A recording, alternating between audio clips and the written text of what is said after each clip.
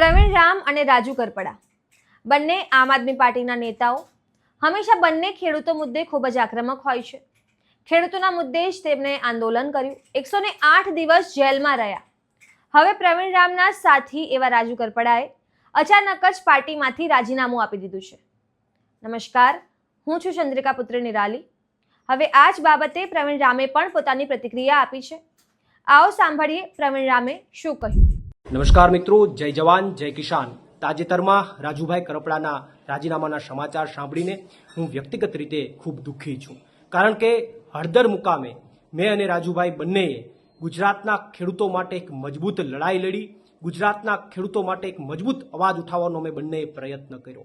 અને ત્યારબાદ આ ગુજરાતના ખેડૂતોની લડાઈને તોડી નાખવા માટે, ગુજરાતના ખેડૂતોની આ ક્રાંતિને પૂરી કરી દેવા માટે ગુજરાતની આ ભાજપ સરકારે મને અને રાજુભાઈને અને બીજા અન્ય નિર્દોષ ખેડૂતોને ષડયંત્ર કરી અને 108 દિવસ સુધી અમને જેલમાં ગોંધી રાખ્યા, ખોટી રીતે અમને જેલમાં નાખ્યા.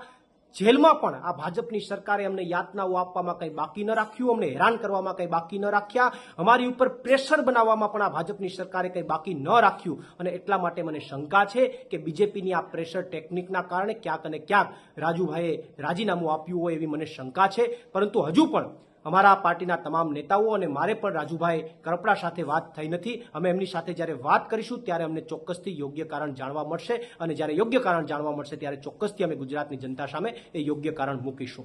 આભાર.